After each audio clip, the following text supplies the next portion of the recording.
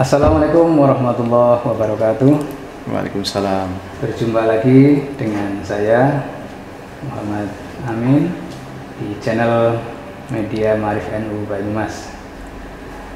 Hari ini kita akan membahas sesuatu yang menggembirakan. Setelah kita berpuasa selama hampir 1 bulan ini, sebentar lagi kita akan memasuki hari kemenangan. Hari kemenangan bagi umat Islam yang berpuasa tentunya. Kita akan membahas tentang hari kemenangan itu apa sebenarnya. Dan hadir bersama kita Bapak Profesor Dr. Fauzi MAG, Ketua Pengurus Cabang LP Ma'arif NU Kabupaten Banyumas. Apa kabar, Prof? Alhamdulillah sehat, baik Pak Amin. Puasa masih lancar ya? Ya, ini kan menunggu detik-detik akhir puasa kita. Ya, kita akan bahas tentang Hari Raya Idul Fitri yang akan kita rayakan sebentar lagi. Banyak fenomena dalam perayaan ini, ada mudik, lebaran, yang mungkin itu hanya di Indonesia ya, ada beberapa negara Asia. Fenomena ini menjadi menarik karena di awal Islam kan tidak ada mudik-mudikan. Iya. Saya langsung saja kepada Prof. Fauzi untuk menyampaikan tentang hari kemenangan di Hari Raya Idul Fitri pada tahun ini. Monggo, Prof. Ya, baik Pak Amin. Jadi kalau ngomong hakikat kemenangan, orang menang itu kan setelah bertarung, setelah berkompetisi, sehingga akan ada 2 kemungkinan, menang atau kalah, ya kan? Kalau tidak ada kompetisi, tidak ada yang menang, pertarungan, ya belum disebut orang menang. Menang kok nggak tarung, menang kok nggak kompetisi, gitu kan? Nah, kenapa kita sebut bahwa Idul Fitri itu hari kemenangan bagi umat Islam, khususnya tadi yang berpuasa? Karena kita habis bertarung. Kita itu habis bertarung dengan musuh terbesar kita, nafsu. Nafsu apa? Nafsu perut terutama, basisnya kan perut. Perut itu kan isinya kan untuk apa? Menampung makanan. Semuanya kan muaranya ke situ. Ya kan? Nafsu kita dikendalikan. Kita kalau orang Jawa nyebutnya dengan ngeker, ya kan?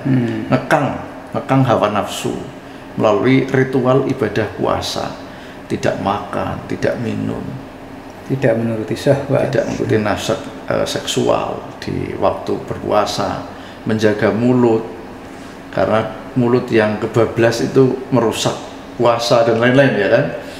Untuk melakukan ritual yang bukan hanya sekedar melaksanakan perintah Allah, tetapi dalam konteks ini bagaimana perintah itu dilaksanakan dengan sesungguhnya untuk menjaga diri kita agar ketundukan dan ketaatan kita pada Allah betul-betul teruji, gitu kan.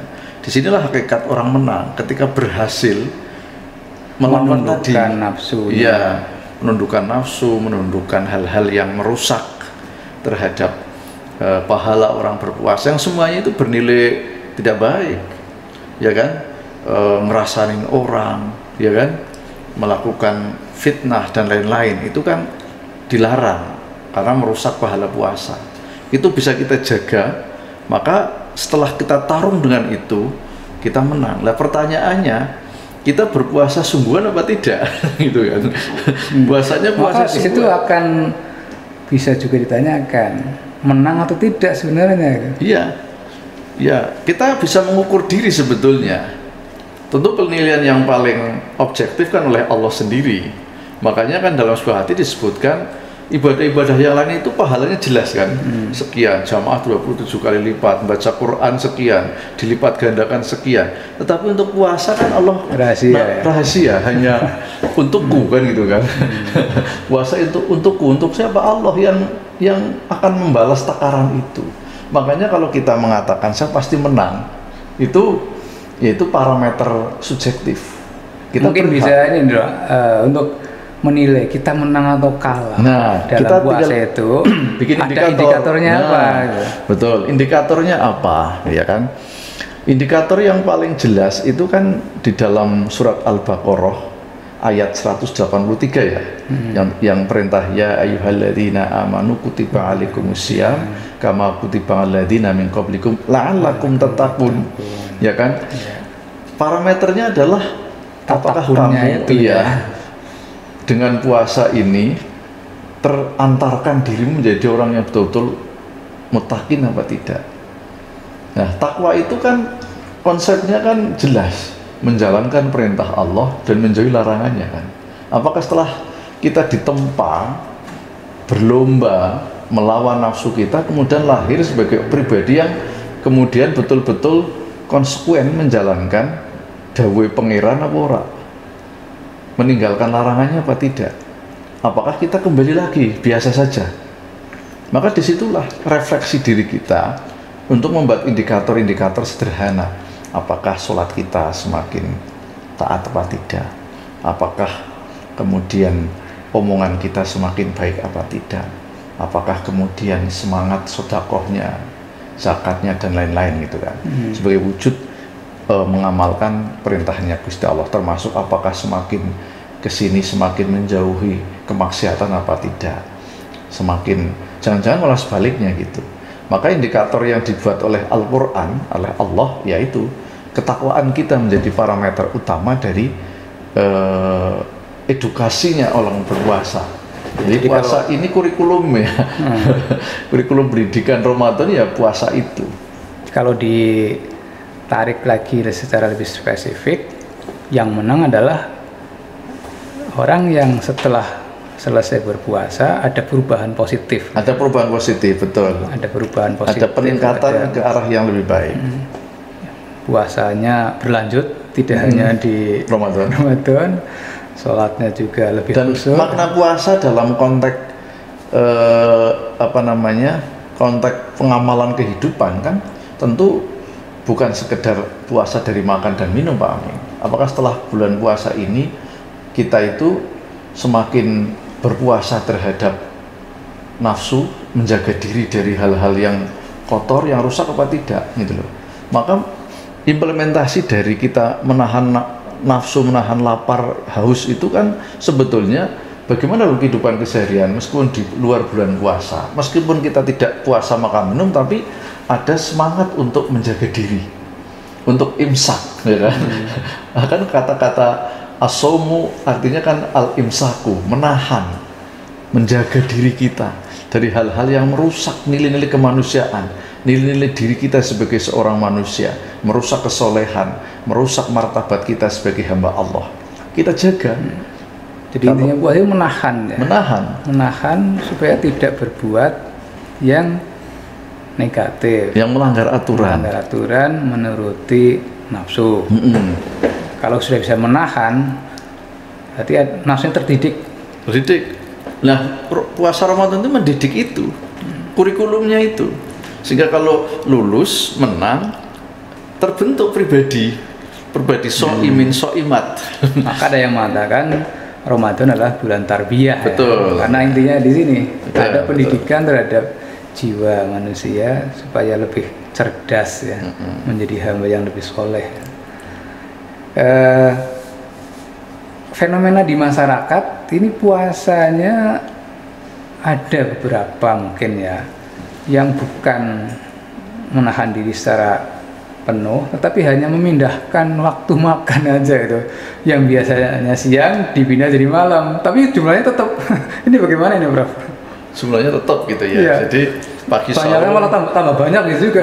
ya porsi ya. Yaitu saya kira kalau masalah orang makan di bulan puasa apa 2 kali 3 kali itu kan terkait dengan konsep diri ya. Konsep diri memang boleh saja Pak Amin, malam makan berkali-kali itu boleh, siangnya puasa gitu. Tetapi tentu spiritnya adalah spirit tidak berlebihan.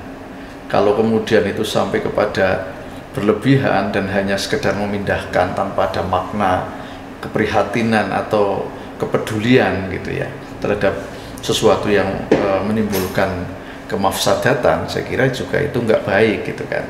Tapi kalau bicara nggak dilarang kok, ya nggak dilarang. Buka setelah terawih makan lagi, mau tidur makan lagi, boleh-boleh saja. Boleh-boleh saja. Tetapi ingat, Islam itu kan untuk tidak berlebihan, ya kan? Jangan berlebihan. Makan terukur, makan ada porsinya, ada batas waktunya. Sehingga kalau kemudian seperti itu, apakah kemudian tidak berlebihan? Ini kan ukuran-ukuran yang sebetulnya agama sudah memberikan garis kepada kita, Pak Amin. Sehingga tentu kalau bicara hukumnya ya nggak batal dia, nggak salah, tetapi secara substantif nilainya apa harus begitu hidup.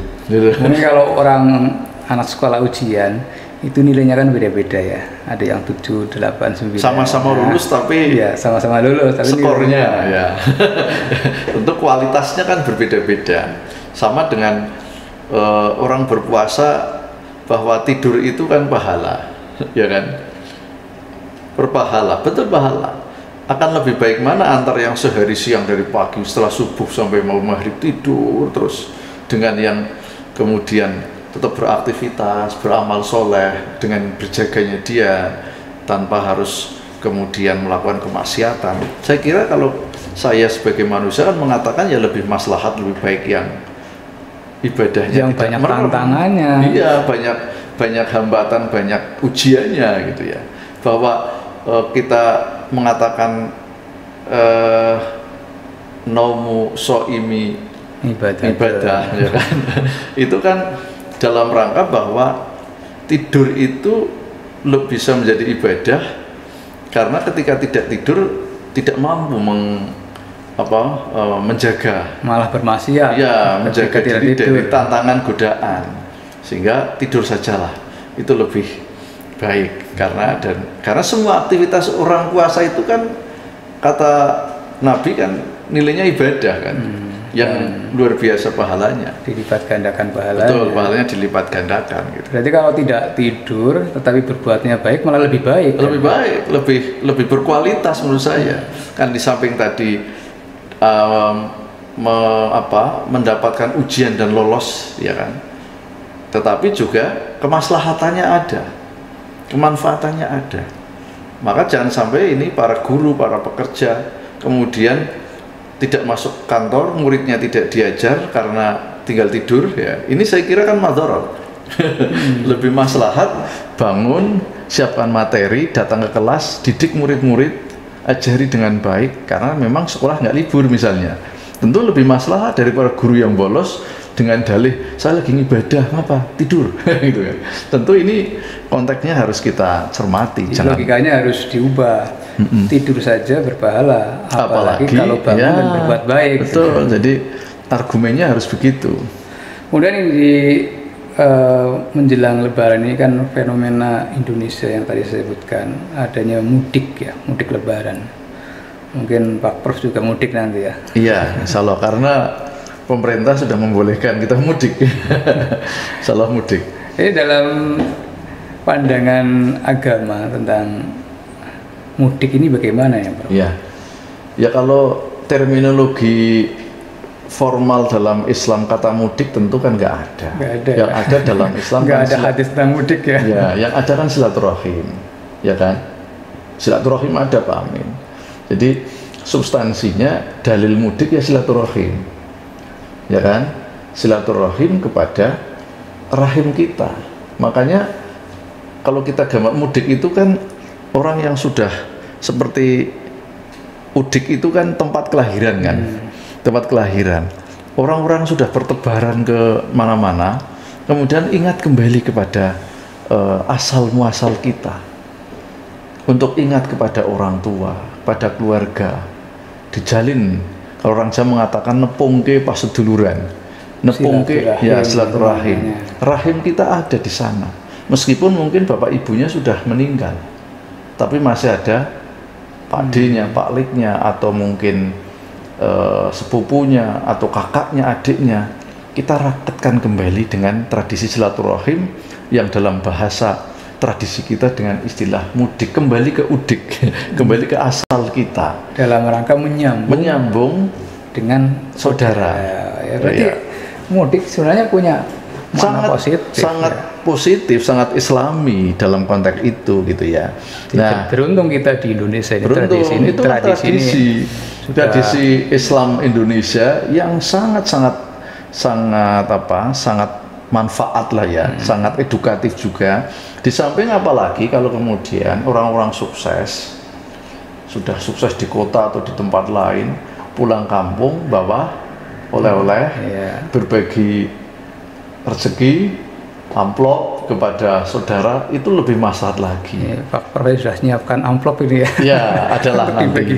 Ada nanti ya. Jadi tentu ini menjadi bernilai bukan hanya sekedar ketemu mengingat masa lalu, tapi juga ada berbagi rezeki.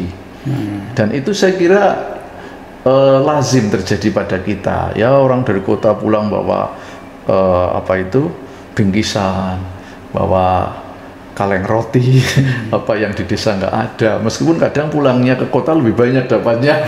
Itu juga bagian dari relasi sosial yang bagus, Pak Amin. Saudara-saudaranya saya biasa begitu, Pak Amin. Pulang ke Purwokerto, ada yang masih beras, pisang, gula, ada pernah yang ngasih ayam gitu ya. Saudara dari orang tua begitu ya. Karena senang sekali kita datangi, kita silaturahimi gitu ya, yang mungkin kalau tidak di Lebaran agak sulit meluangkan waktu, atau mungkin dalam masyarakat relatif tidak biasa ya, orang keliling ke rumah-rumah saudara di luar Lebaran kan relatif tidak jarang ya, dianggap gak lazim kan.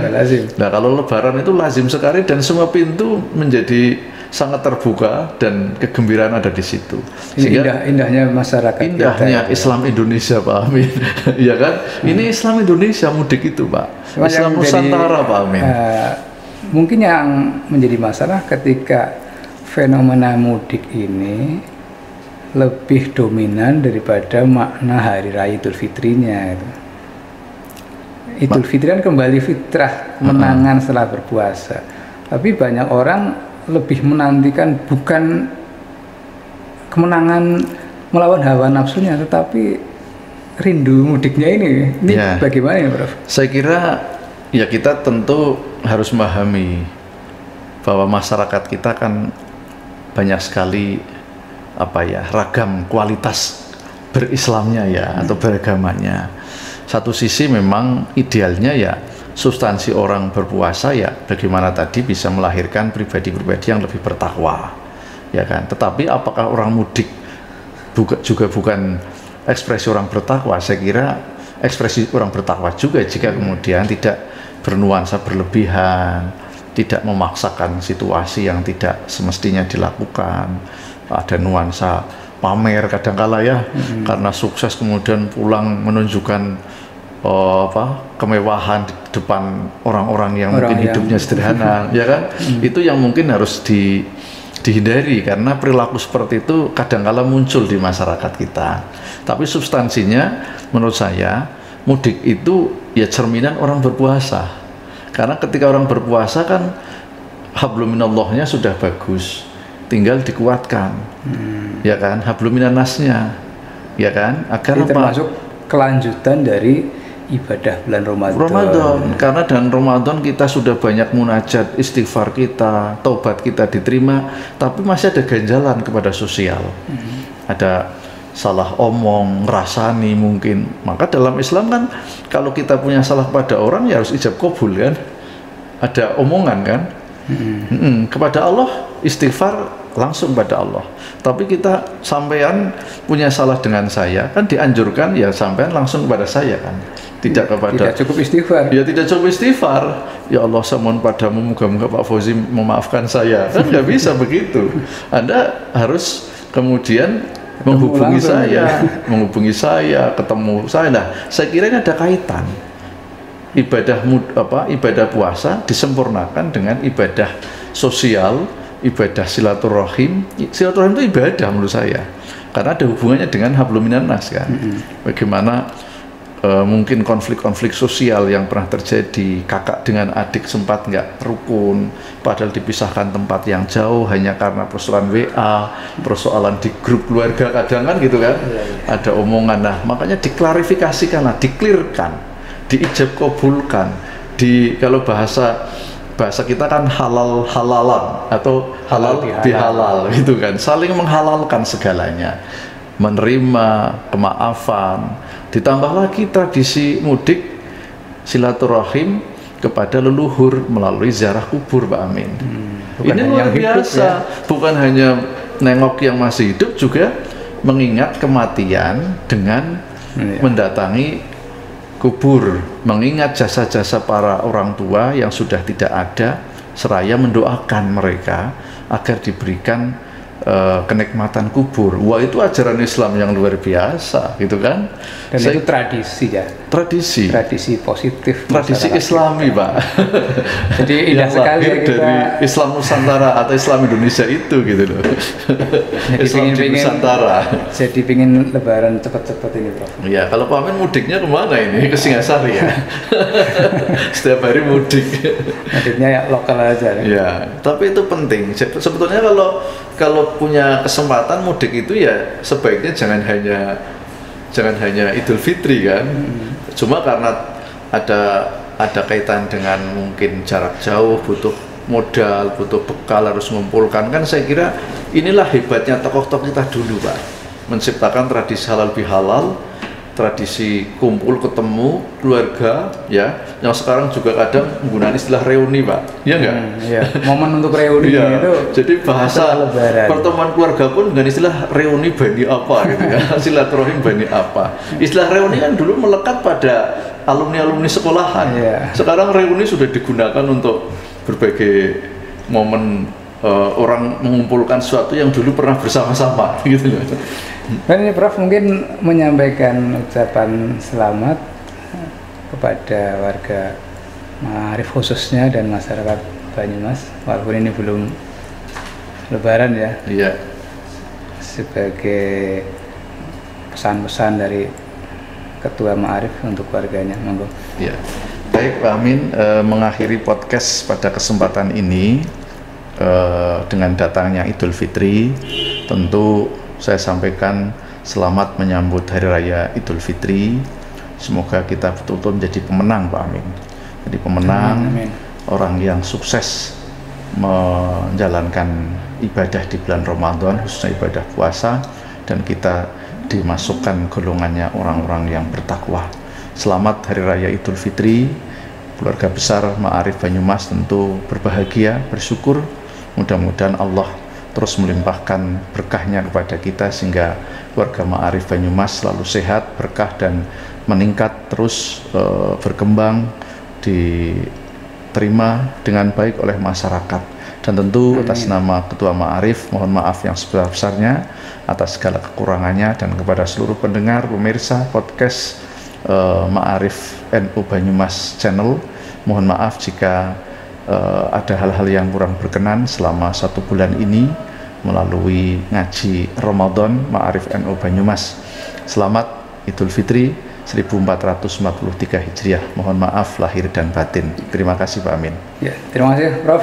Ya. Selamat mudik Lebaran. Terima kasih.